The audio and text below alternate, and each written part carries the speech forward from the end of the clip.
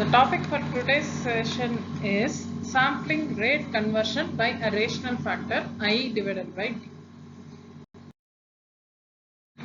Hope we would have seen about what is decimation and what is interpolation. In some of the applications, sampling rate conversion by a non-integer factor may be required. Okay.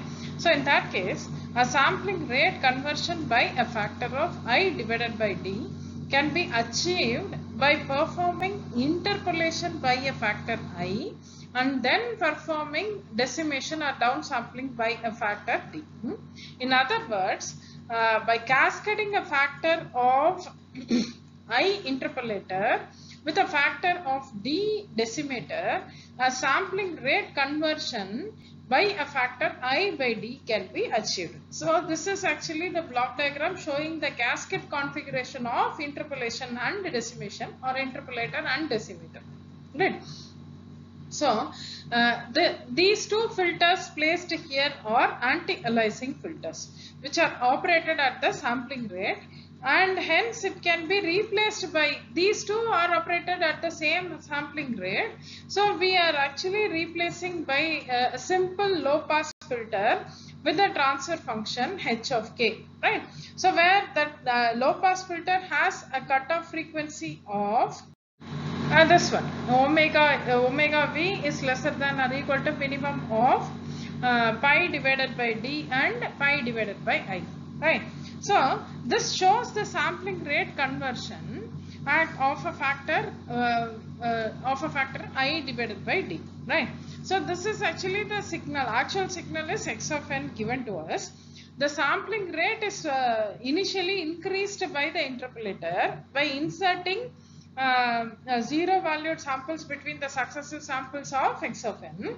The output of the anti-imaging filter will then be reduced by a factor of the decimation introduced in the downsampler by retaining only one sample for every for every d minus 1 samples, right?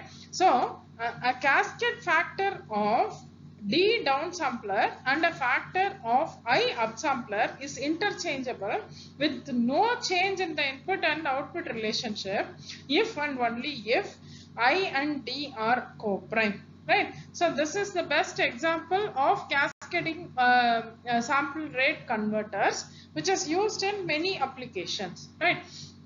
So from this x of n goes into an upsampler, we obtain v of k, and it passes through the low pass filter h of k to obtain w of l, and after that the downsampled output is y of m, right?